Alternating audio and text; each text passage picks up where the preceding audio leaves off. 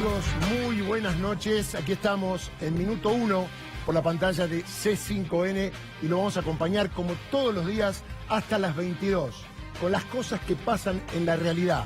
Una vez un jurista dijo, los hechos son sagrados, la opinión es libre. Bueno, los hechos se los presentamos, las opiniones quedan para ustedes, con todas las cosas que pasan en la realidad y con un gran equipo de periodistas, como siempre, Pedro Brigger, está Fernando Alonso, está Mariano Hamilton, nos van a acompañar para cada uno de su punto de vista y desde su especialidad contarnos qué pasa en la Argentina, la política, la justicia, la economía, el panorama internacional y últimamente el fútbol y la política. También habrá un párrafo para eso a lo largo de esta noche aquí en C5N en vivo para todo el país porque hoy es Viernes Santo, feriado, día para de alguna manera reflexionar, para analizar, para descansar, aunque los precios todos para arriba y Semana Santa no fue menos. Si usted quiere comprar pescado, todo se fue. En un ratito Fernando Alonso se lo va a contar. Pero la noticia de hoy, en feriado, los funcionarios hablan y hacen declaraciones.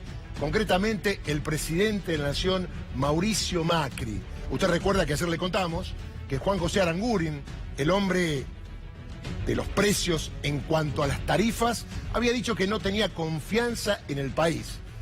¿Qué queda si Aranguren no tiene confianza en el país cuando usted va a hacer la cola para pagar la luz, el gas, o va a reclamar porque hay aumentos? Bueno, Aranguren dijo eso, se esperaba que alguien salga a decir algo, porque cayó mal en algunos funcionarios del gobierno. Sin embargo, Mauricio Macri salió a bancarlo, salió a decir, bueno, Aranguren dejó sus empresas para venir al gobierno, para tener una funcionalidad pública y aportarle al país todos sus conocimientos. Así que Macri bancó a Aranguren. Parece mentira, pero un ratito lo vamos a profundizar. ¿Por qué Macri banca a Aranguren si Aranguren no tiene confianza en él? ¿Me entiende? A ver, ¿quién maneja el país en la Argentina? Mauricio Macri. Y Juan José Aranguren no tiene confianza en Macri. Y Macri le dice, está bien, tenés razón, no tengas confianza en mí. Más o menos la cosa pasa por ahí de las declaraciones que ha presentado Mauricio Macri hoy, obviamente siempre en medios amigos que le tiran centros para que él pueda de alguna manera resolver las respuestas que tienen trascendencia. Y uno no sabe si en realidad el presidente lo dice en serio o quiere desafiar a la sociedad. Porque a ver, cualquier persona normal piensa, ¿cómo el presidente va a decir algo bancando a un ministro que no le tiene confianza y sobre la base de que tiene la plata afuera? A ver, bueno, Macri siempre la tuvo afuera con su familia, pero para eso hicieron una ley para traerla. Y ahí en el Congreso todo pasó. Pero ahora Aranguren confiesa, yo tengo la plata afuera porque no tengo confianza en el país. Y Mauricio Macri le dice, y bueno, Aranguren vino de la actividad privada. Es como un premio que si vino de la actividad privada tenga la plata afuera y que no tenga confianza en el país. A ver, van 2 años, 3 meses y 20 días de este gobierno. ¿Cuándo va a recuperar la confianza Aranguren? Y en realidad, Macri, ¿cuándo le va a decir, al menos tomando un café, che, no me tenés confianza? Tenemos un poquito de confianza. Me queda menos tiempo que antes, pero entre los dos podemos mejorar el país. Bueno, hasta ahora no hay ningún atisbo que mejore el país en cuanto a esta situación. En un ratito también vamos a hablar de otro tema. Declaraciones de Mauricio Macri sobre Cristóbal López. A ver, usted puede decir que nos comprende la general de la ley porque trabajamos en este medio. Sin embargo, la justicia es la justicia y el poder ejecutivo es el poder ejecutivo. ¿Puede el presidente enloquecerse por un fallo? A ver, Macri es ingeniero, no es abogado. ¿Y cómo se va a enloquecer de algo que no entiende? Seguramente alguien le habrá explicado, mirá, evasión fiscal, administración fraudulenta, la causa sigue adelante. ¿Pero por qué enloqueces, Mauricio? Bueno, Mauricio Macri enloqueció con el fallo y la división de poderes, ¿dónde está? ¿Dónde está el Poder Ejecutivo, el Poder Legislativo, el Poder Judicial? ¿Por qué Macri opina de todos los fallos? La gente debe creer que el presidente hace los fallos. Y no es así. Ahora, que hay jueces genuflexos que quieren hacer fallos a medida del presidente, los hay. De hecho, hay una gran presión para que la Cámara de Casación modifique ante el pedido que hizo la semana pasada el fiscal Moldes, concretamente esta semana, para cambiar la calificación de la causa de Oil que tiene el juez Julián Ercolini, Obviamente, estas presiones se van a notar a partir de la semana que viene. Pero ese será otro tema que vamos a desarrollar, y el hashtag de hoy tiene que ver con eso. Loco por el fallo.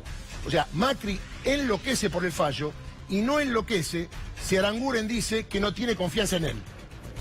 Loco un poco más, nada más, diría yo, ¿no? Pero bueno, pero hay muchos más temas, y si vamos al mundo internacional, Pedro Brigger, con lo que pasa en un país vecino que tiene que ver con la Argentina, que es Brasil, el tema de la corrupción, el tema de la justicia, y otra vez su presidente, que tiene una intención de voto de 1.5, creo, ahora me lo va a decir no Pedro. No tanto, 1.3 como máximo. Perfecto. Otra vez envuelto en un caso de corrupción escandaloso.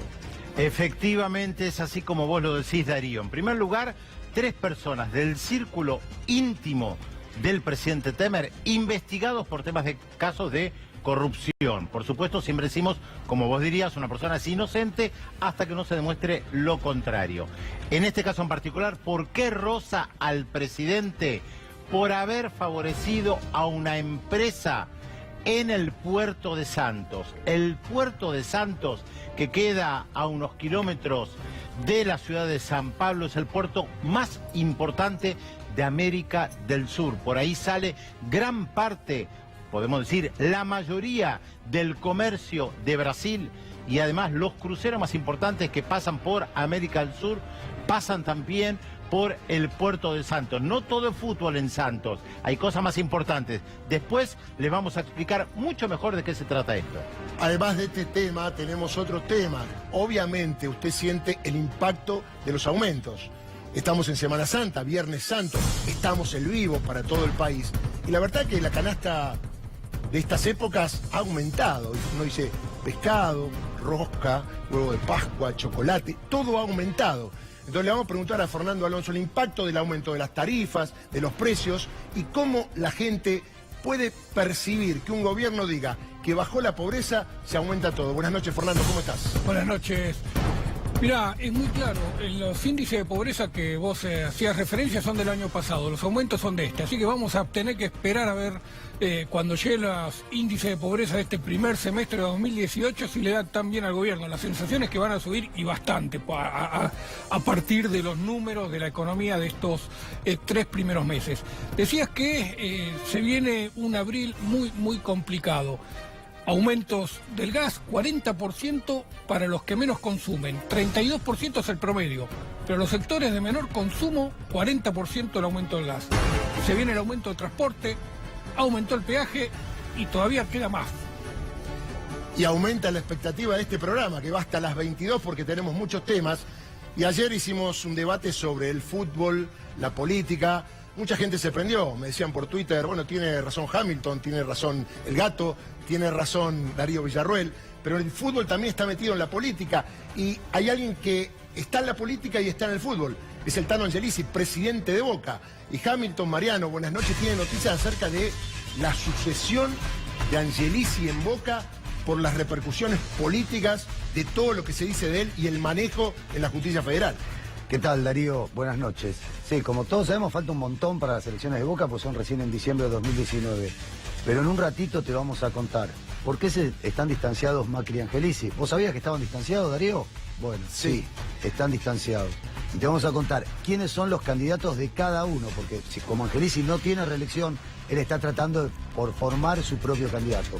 Pero parece que el presidente, que todos sabemos que para él es más difícil, fue más difícil ser presidente de Boca que el presidente de la Argentina, según sus propias palabras, quiere seguir teniendo el control y el manejo del club de sus amores. Entonces él tiene su propio candidato. Después en un ratito te cuento quién es. Después te dejo una pregunta pendiente que puede ser una bombita para la semana que viene. A ver. ¿Es cierto que el presidente Mauricio Macri quiere que Tevez vaya al Mundial? Pero Tevez debería jugar más o menos bien y no estar lesionado, porque viene de una lesión tras otra y además está jugando bastante mal en Boca. A ver, como querer, yo puedo querer que vaya mi mamá a jugar el Mundial, pero las posibilidades son pocas. De la nación, ¿eh? En un ratito lo analizamos. Claro. Bueno, volvemos al tema del día, ¿no? Juan José Aranguren. A ver, el tipo que trae malas noticias, porque nunca nada bueno, nunca una rebaja. Te aumenta la luz, te aumenta el gas, te aumenta el agua. Bueno, y vos decís, ¿qué toca hoy con Aranguren para aumentar? Y uno dice, bueno, un tipo que tiene tanto compromiso, obviamente cree en lo que está haciendo, cree en el futuro del país. No. Recuerde usted que ayer dio una nota, muy tranquilo de cuerpo el tipo, diciendo, la verdad, yo tengo mi plata afuera.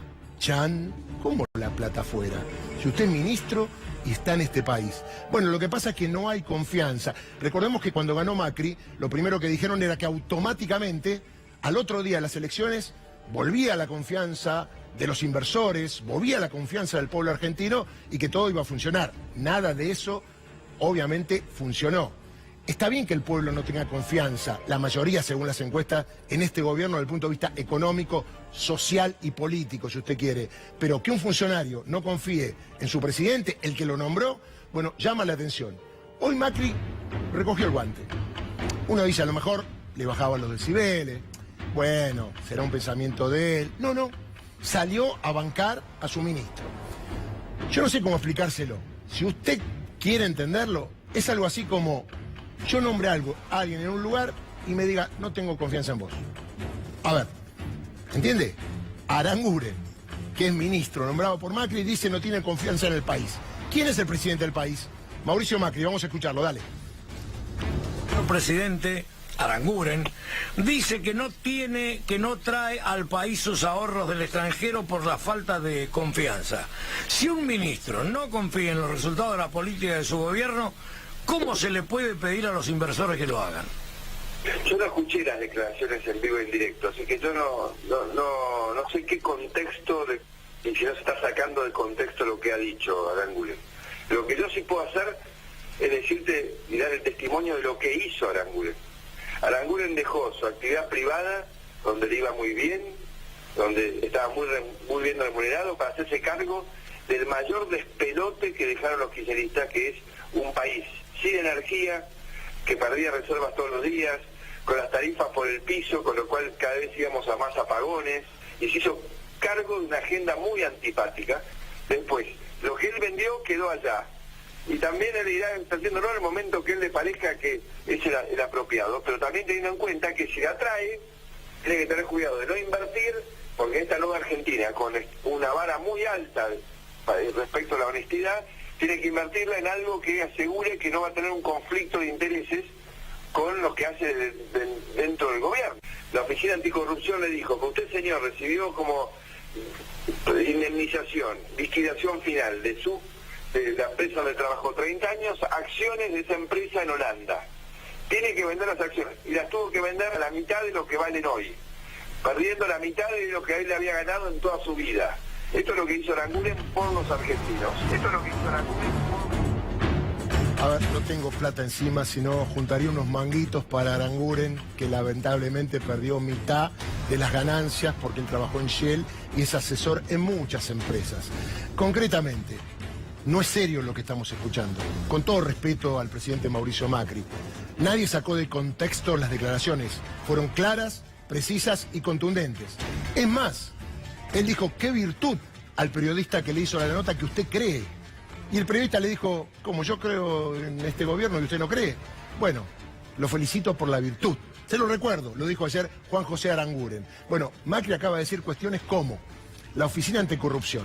Estamos en Semana Santa y la Oficina Anticorrupción, Laura Alonso, no es el Papa. El Papa hay uno solo y es argentino. Recordemos que está en este momento en Roma con todos los recuerdos de lo que tiene que ver con esta festividad o con este drama histórico. Pero, Laura Alonso, ¿qué le dijo? Señor, usted tiene un montón de dinero, lo trajo o no lo trajo. Le hizo un inventario, pero la Oficina Anticorrupción no resuelve absolutamente nada. Recordemos que Laura Alonso no es abogada, recordemos que fue creada por un decreto porque como no podía tener el título la nombraron, y en realidad la causa contra Aranguren, por más de lo que diga la Oficina Anticorrupción, está absolutamente abierta y en plena investigación. Así que no descarte que en el futuro Juan José Aranguren sea citado por la justicia a dar explicaciones. Esperemos que tenga confianza en la justicia argentina, porque si no tiene confianza en el país, desde el punto de vista del presidente Macri, por lo menos que confíe en la justicia, que hasta ahora le va bastante bien. Más allá de esto, de las cuentas afuera, del tema de las negociaciones incompatibles con la función pública. Es estar acá en Shell y acá en el gobierno. Y en el medio dictar resoluciones que beneficia a Shell. ¿Cómo es la historia? Bueno, eso es un delito en todo el mundo. Acá en la Argentina está complicado, pero en algún momento todo se va a aclarar. Pero bueno, a propósito quiero jugar con mis compañeros, que no son panelistas, son periodistas sentados en un panel, quiero aclarar, porque veo que se dice panelista, no, panelista nada. Son periodistas sentados en un panel y cualquiera de ellos podía estar aquí en este momento haciendo la conducción, que hoy le dimos una vacación a nuestro querido Gustavo Silvestre, y a ellos le pregunto, a Fernando primero. Fernando, ¿cómo te cae todo esto respecto de Aranguren, un cargo importante, la banca de Macri y la explicación que da, ¿no? Darío, primero hay que tener en cuenta que no es el único ministro que tiene la plata afuera. Duhovne hace poco también reconoció que tenía toda la plata fuera, todos sus ahorros fuera del país y que no los iba a traer o que no tenía por ahora pensado traerlo en el país. Pero lo que es el presidente tiene mucho que ver con la concepción de la política. El presidente y toda esta dirigencia que está hoy gobernando la Argentina cree que la política es de ricos y que los ricos, porque están en el gobierno, no roban. Este es el razonamiento lineal, ¿no? Y además no piden permiso. Y además no piden permiso. Los ricos no piden permiso. No, entonces, en el razonamiento del presidente lo que nos está transmitiendo es, no, miren, el señor Aranguren es un señor rico que hizo su fortuna trabajando para una empresa, para otro empleador, que dejó la plata afuera y que ahora está haciendo un sacrificio por su país. Bueno, la verdad, los argentinos no necesitamos que vengan ricos a gobernarnos, necesitamos que vengan dirigentes a gobernarnos. Sí, yo sobre este asunto en particular quiero decir que efectivamente Aranguren tomó un lío que había dejado el kirchnerismo con el asunto de la energía. Ahora, lo tomó y tenemos menos energía, pagamos 5 veces más lo que antes valía 1, ahora vale 5, y además siguen los cortes, y cada vez más. O sea, explíquenme a alguien qué solucionó. La verdad que si esta es la experiencia que tuvo en Shell, no quiero saber cómo, por suerte, dejó Shell, y ahora Shell probablemente pueda progresar. Hay algo interesante lo que ustedes dicen respecto de ricos y no ricos. Los grandes escándalos de corrupción en todo el mundo involucran a gente muy poderosa con grandes fortunas, que son los que tienen la posibilidad, efectivamente, de mover tanto dinero. Los pequeños pueden tener pequeños actos de corrupción, pueden llegar tal vez a un mediano acto de corrupción y tal vez pueden crecer, pero los que por lo general están involucrados, como lo vemos también en el caso de Brasil, en grandes escándalos de corrupción, es porque tienen grandes fortunas. Y en Francia, Sarkozy, presidente de Francia, está ahora declarando en un caso de corrupción. Sí, que tiene que ver con la campaña financiera en este caso, no necesariamente con enriquecimiento personal, pero recordemos que grandes empresas alemanas tenían establecido el tema de la coima para lo que ellos definen como el tercer mundo cuando tenían que negociar con empresas en otros países. De hecho, el banco francés, el Credit, fue el que manejaba el tren bala. Tenía toda una causa por corrupción muy grande que involucraba a la Argentina, ¿no? Y que eso fue parte de lo que... Bueno, no nos olvidemos el caso Skanska tampoco, ¿no? Exactamente. O la empresa Odebrecht, vale la pena recordarlo, es una empresa privada que coimió a diestra y siniestra. Y no sabemos a quién en el país. Igual quiero No, yo hablo de política internacional, no te olvides. Le quiero aclarar a los compañeros que el delito de corrupción, propiamente llamado corrupción, en la Argentina no existe.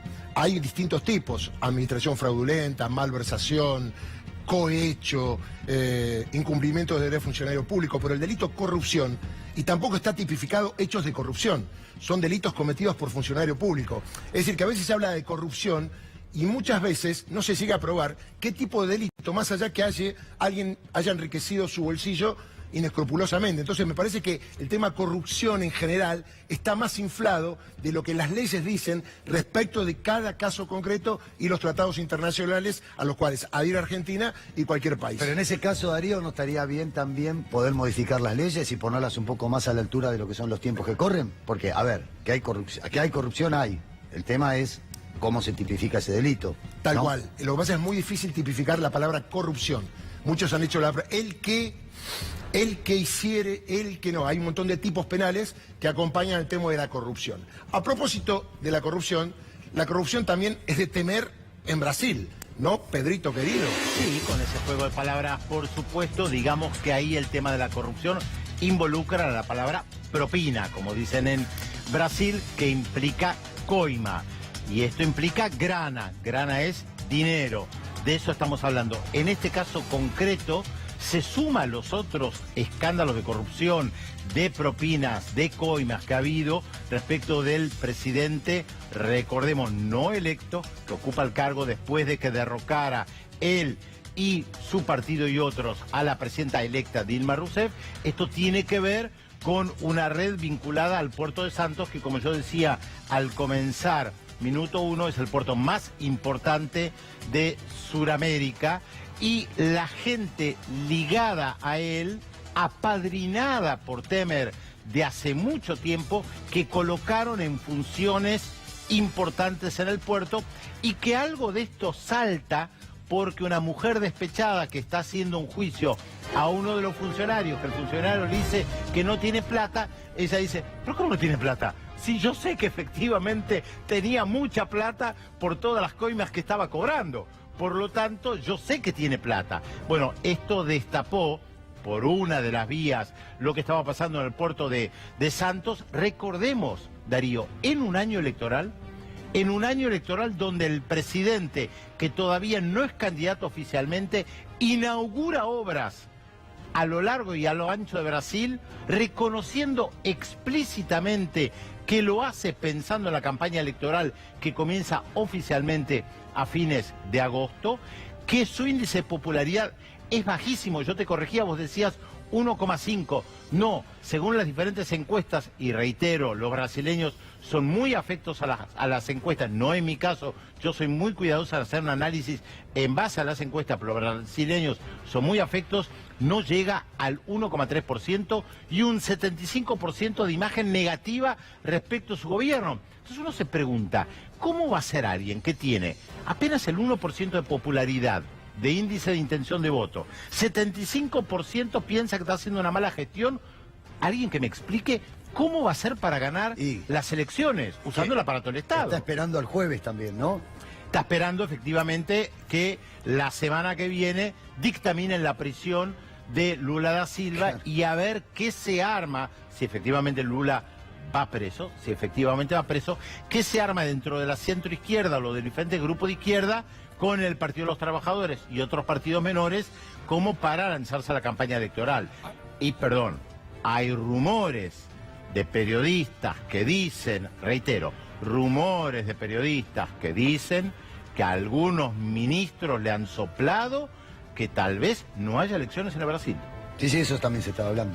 Bueno, digo, ¿el Mundial de Fútbol va a tener incidencia en la candidatura de Temer?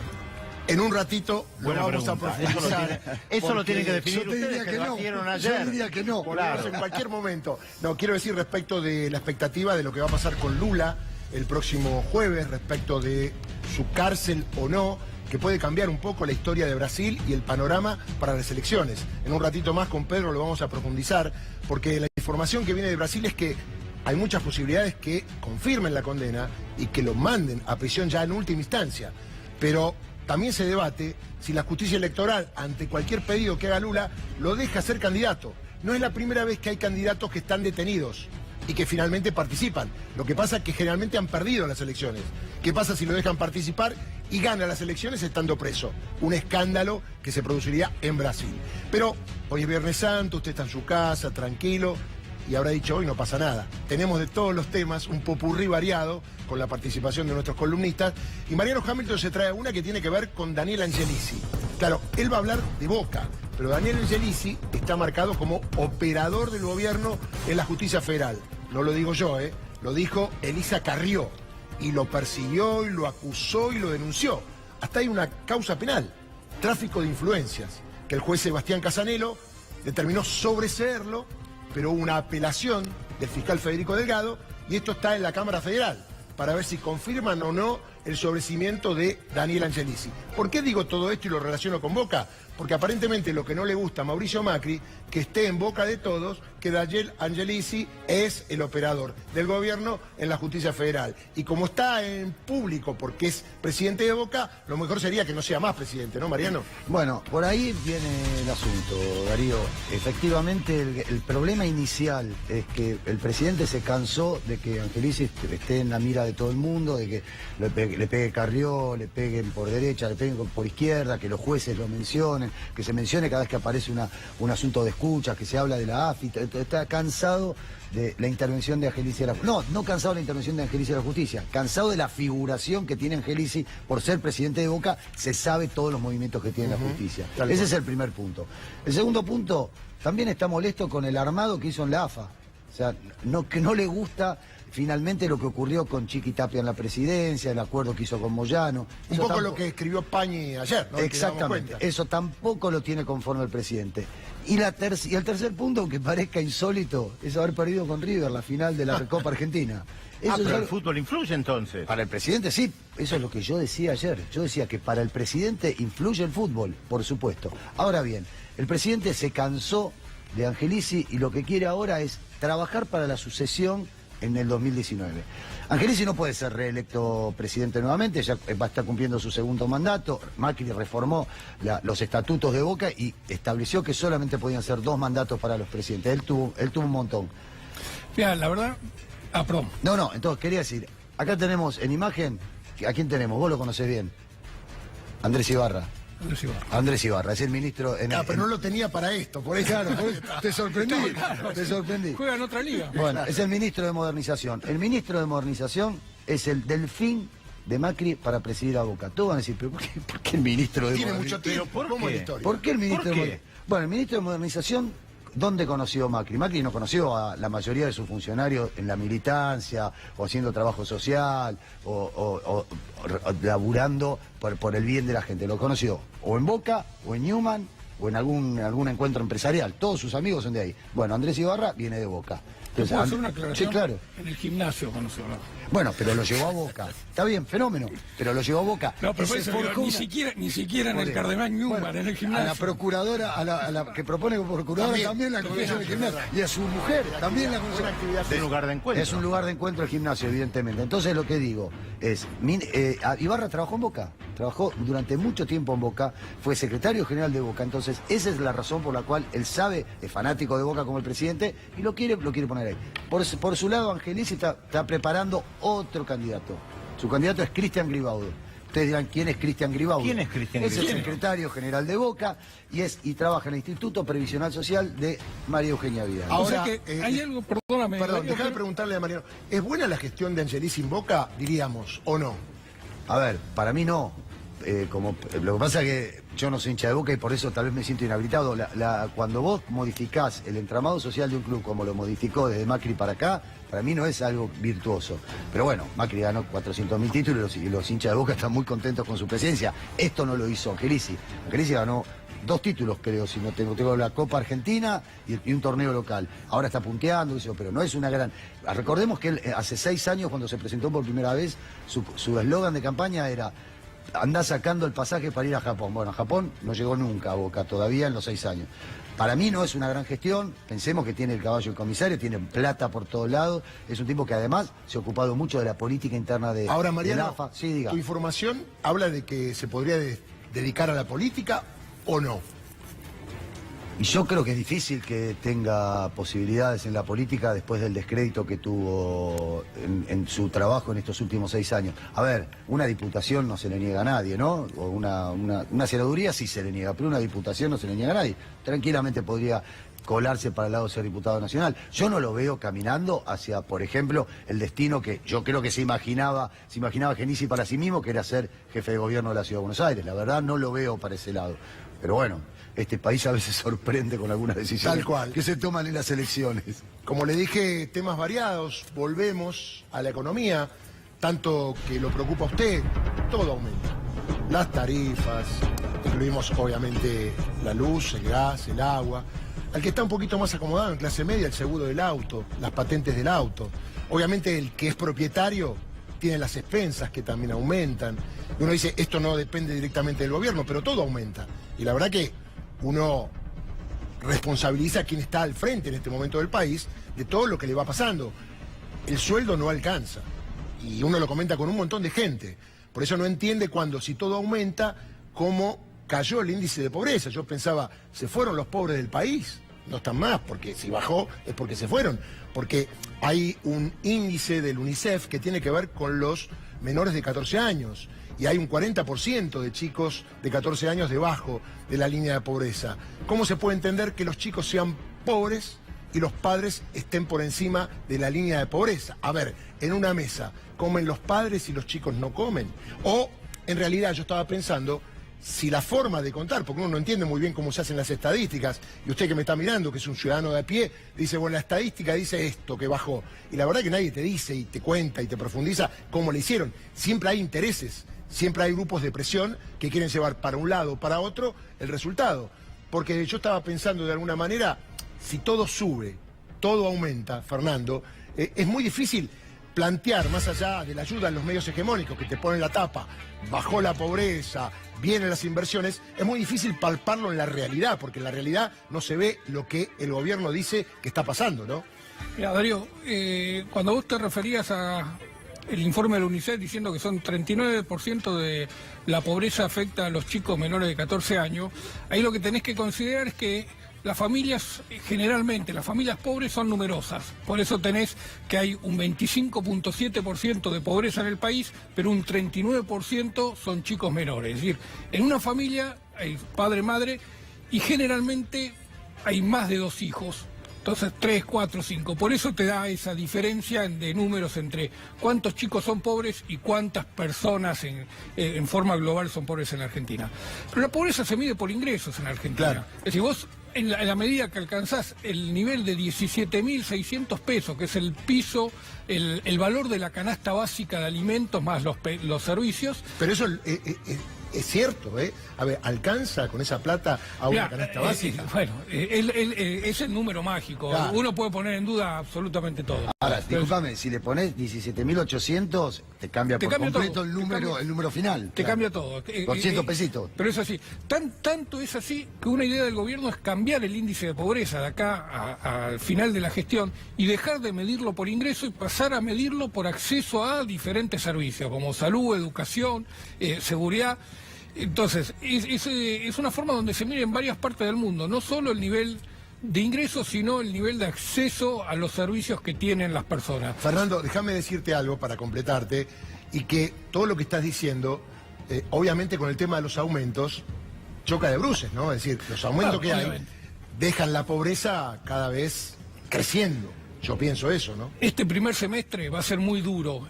Es muy duro para el conjunto de los argentinos y va a ser reflejado seguramente, si las mediciones son correctas, va a ser reflejado en el índice de pobreza que va a salir en el segundo semestre. Pero ahí estamos viendo algunos de los aumentos que se vienen. Tal cual. Dijimos, 40% el gas para los sectores de menores ingresos, de menores consumo. 32% es el promedio de aumento de gas. 17.7 subió la garrafa de gas. Esta es la garrafa social, hay que conseguirla, 216 pesos la garrafa de 10 kilos.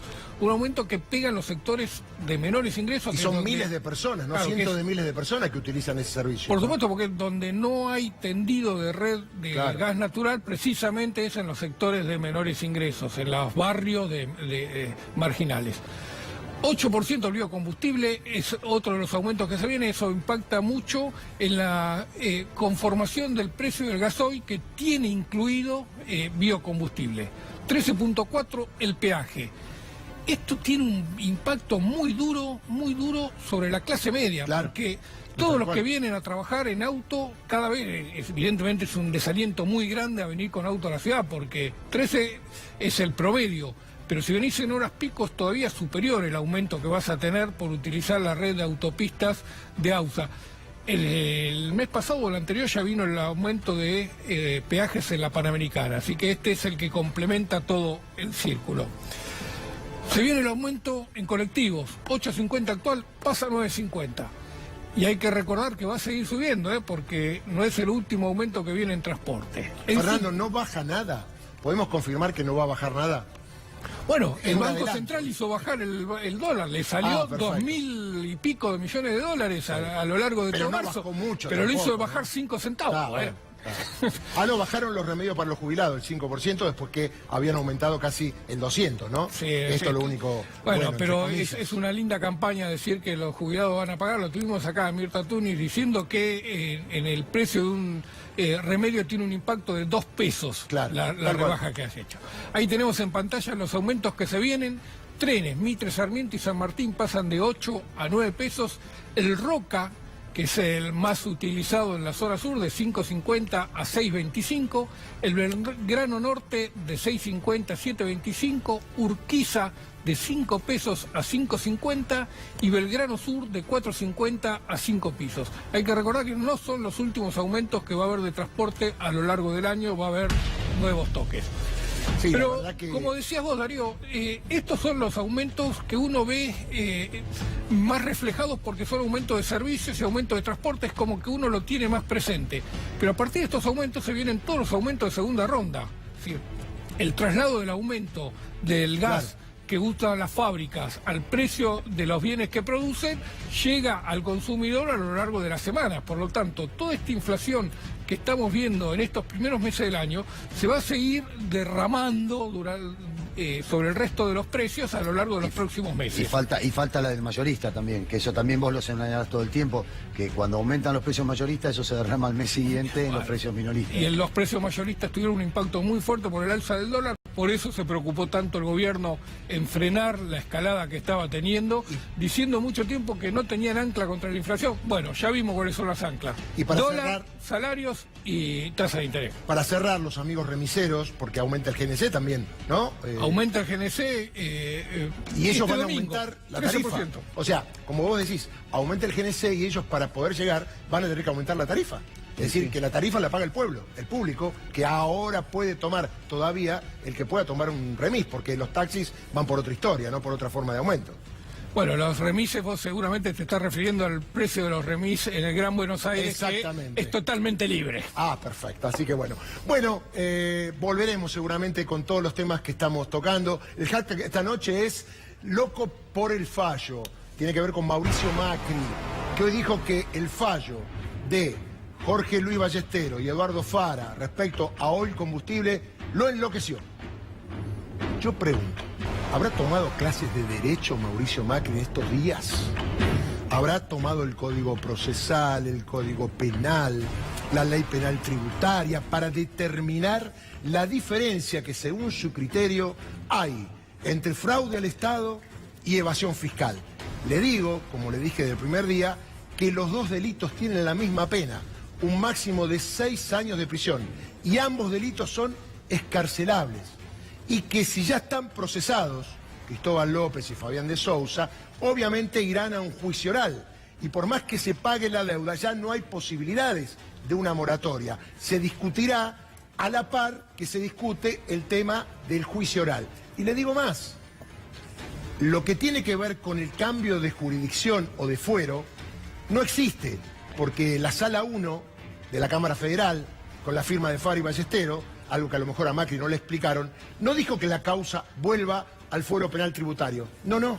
Dijo, la causa queda con Julián Ercolini, porque en ese juzgado hay otras causas que tienen que ver con Cristóbal López, Fabián de Sousa, y para qué mandar una causa sola al penal tributario si no hay que dejarla. Esto lo dijo Jorge Luis Ballestero y Eduardo Fara, a los cuales el presidente los quiere echar, mecanismo que utiliza con el Consejo de la Magistratura, con Elisa Carrió, porque bajó la sospecha a través de sus comunicadores mediáticos que algo raro hubo, que podrían haber recibido coima.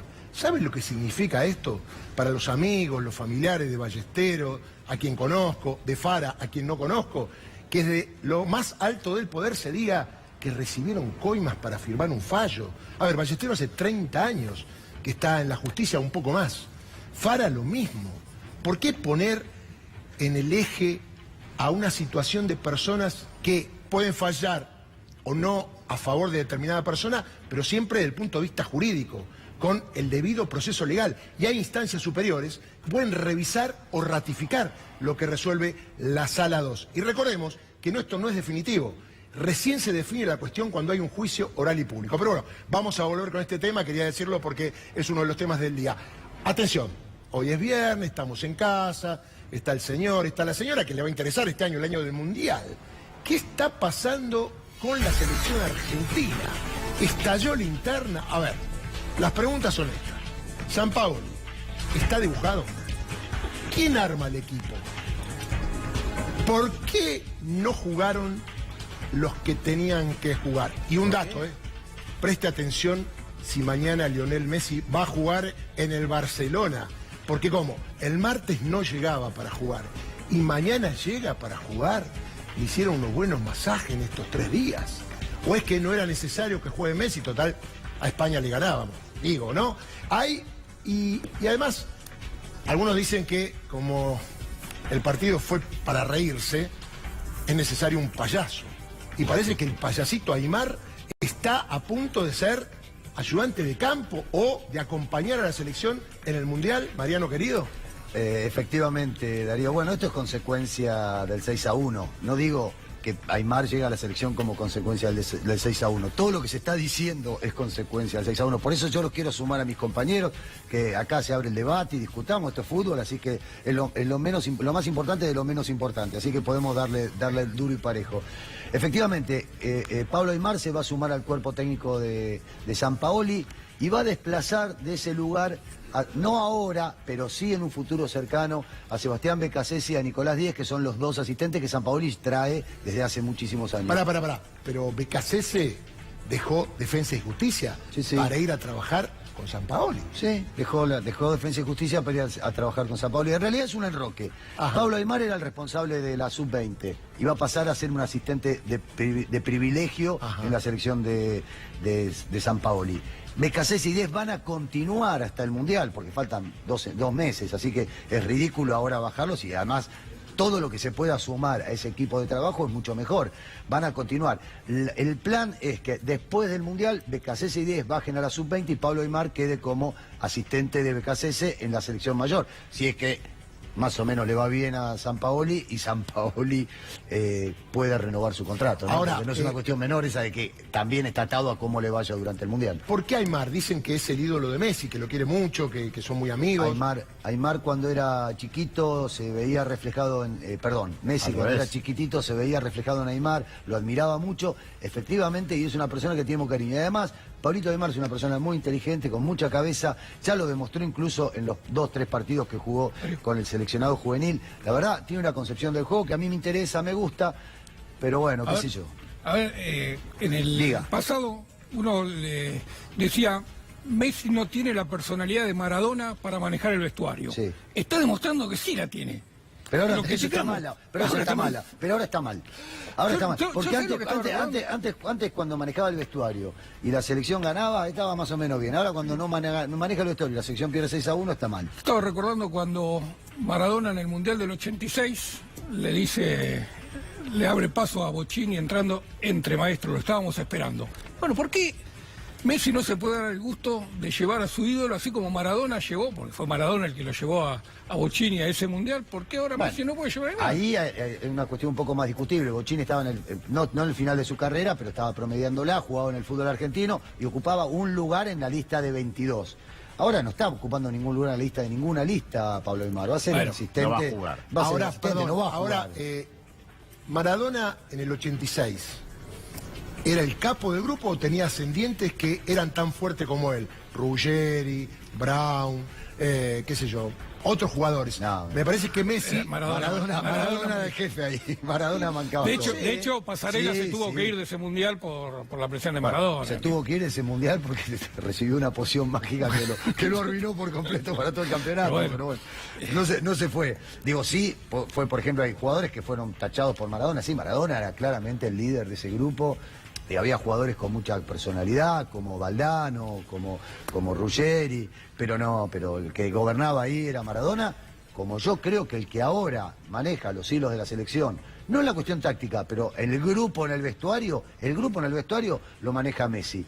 Y después habrá que ver cuál es el empuje que se puede hacer desde lugares externos de la selección. No sé, a ver, se está hablando mucho de que el presidente también está impulsando esta llegada de Pablo Aimar, el presidente Macri, digo, no el presidente Tapia. El presidente Macri está impulsando esta llegada de Pablo Aimar a la selección. Yo creo que no, pero bueno, también se dicen tantas cosas que todo es posible en la dimensión desconocida y mucho más en el fútbol. Mariano, ¿y por qué, de acuerdo a la discusión de ayer, de la utilización del fútbol desde el punto de vista de la cuestión política, se mete tanto el presidente si es que no ve en algún resultado positivo, Darío, un rédito electoral? Pero te lo dije ayer, Darío, al presidente le preocupa lo que pueda pasar con la selección en Rusia. Eso no está bien. El presidente se tiene que dedicar a gobernar el país de la mejor manera. Ahora, él cree está convencido de que si a la selección le va bien en Rusia, va a desfilar en la reelección del 2019. Y es un error. Lo que yo te decía ayer es que todos los gobiernos tratan de sacar ventajas o sacar privilegios de alguna buena actuación deportiva. Que no está bien. No ocurre esto, no ocurre. Los triunfos deportivos van por un lado, la gente se pone contenta 15 a 20 minutos, un mes, 20 días, y después vuelve la realidad, muchachos. Después vuelve la guita. No, pero no es la gente, la culpable. Son la utilización que quieren hacer los dirigentes pero políticos. La utilización, que ustedes pueden utilizar, querer Sí, utilizar, gana puede querer utilizar lo que quiera. Gana elecciones, otra vez empezar. Mariano, hay un hecho concreto. Cuando una selección, en Argentina, en Brasil y en algunos otros países muy futboleros, cuando una elección tiene un mal desarrollo en un mundial, cae la actividad económica.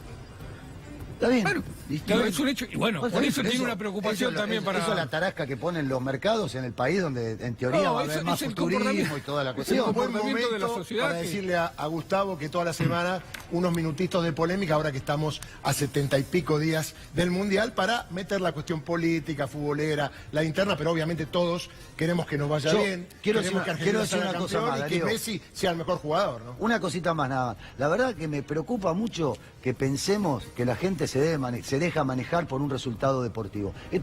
Porque la verdad es más o menos, yo lo pongo muy cerquita de que la gente vota por un lavarropa o por un aire acondicionado. La verdad, sí, me parece de cuarta. Bueno, está bien, entonces, nos estamos transformando en gorilas. Aceptémoslo, aceptémoslo.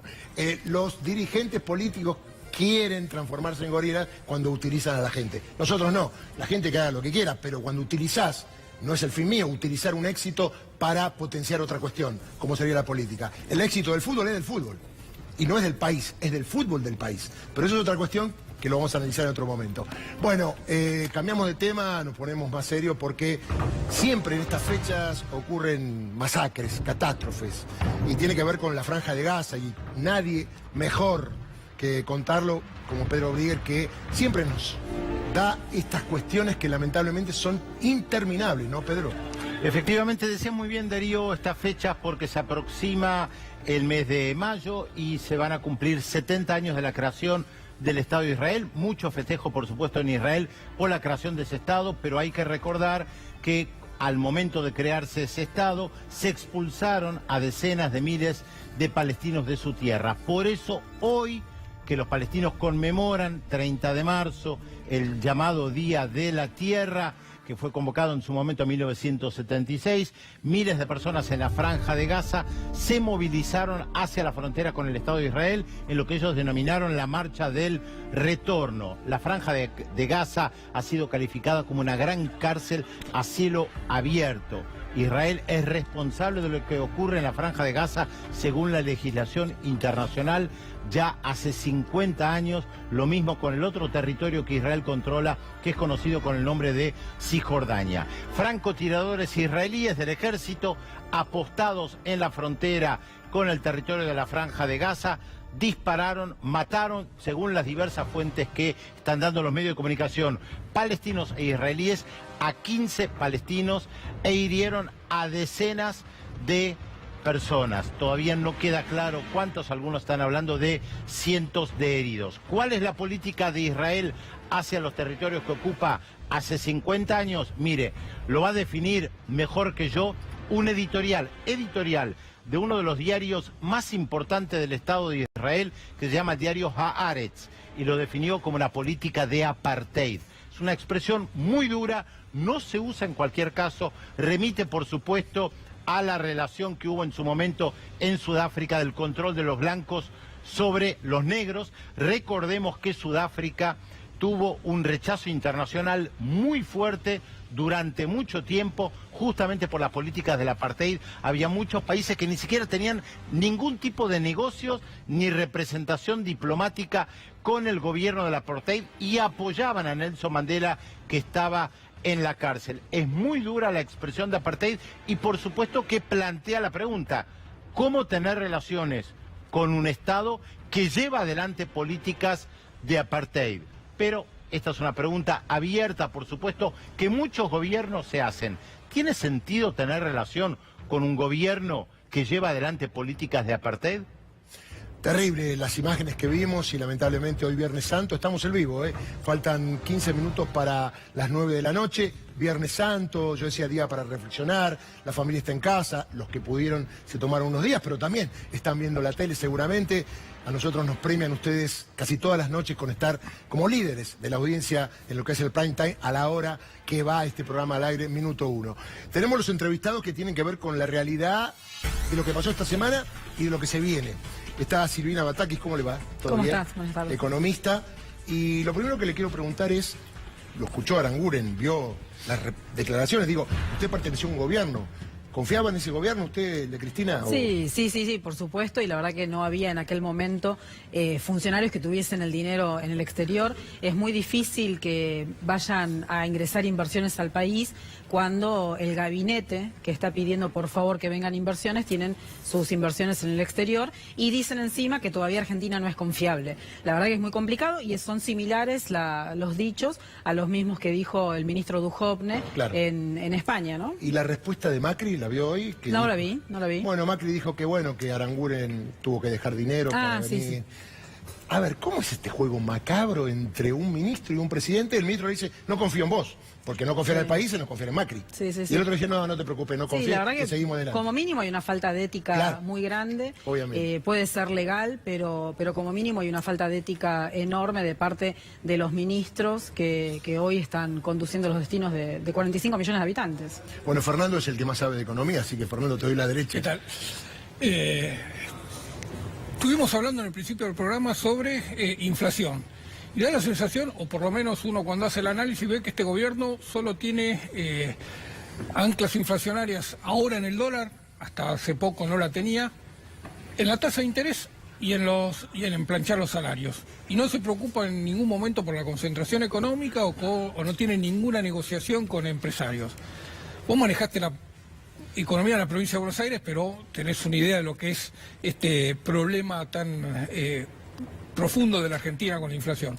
¿Crees que solo con la tasa alcanza, con planchar los salarios, alcanza para combatir la inflación o el gobierno necesita tener alguna otra actitud?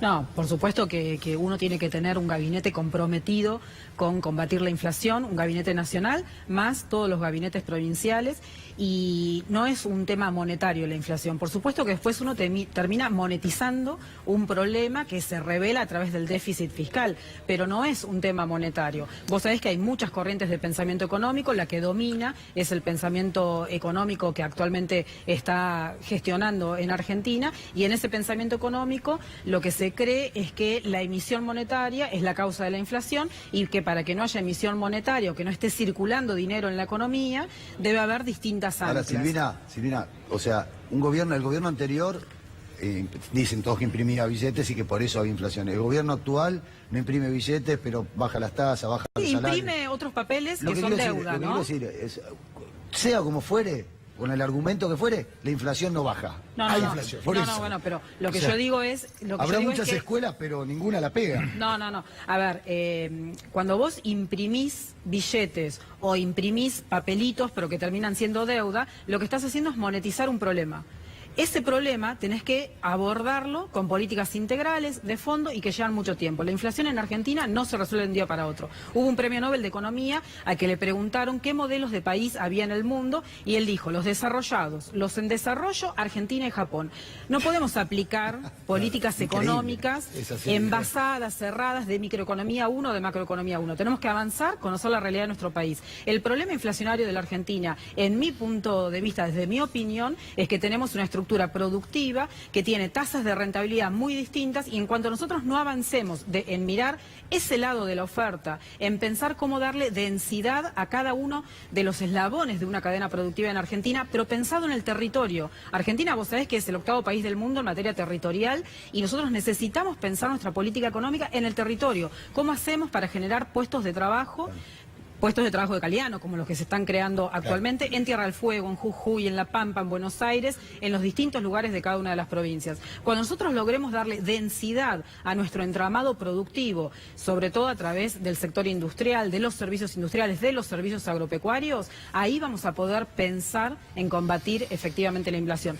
Con las anclas que se están utilizando actualmente, que es el tipo de cambio, la emisión monetaria, la tasa de interés o las paritarias, por ejemplo, la verdad que no vamos a ir a ningún lado.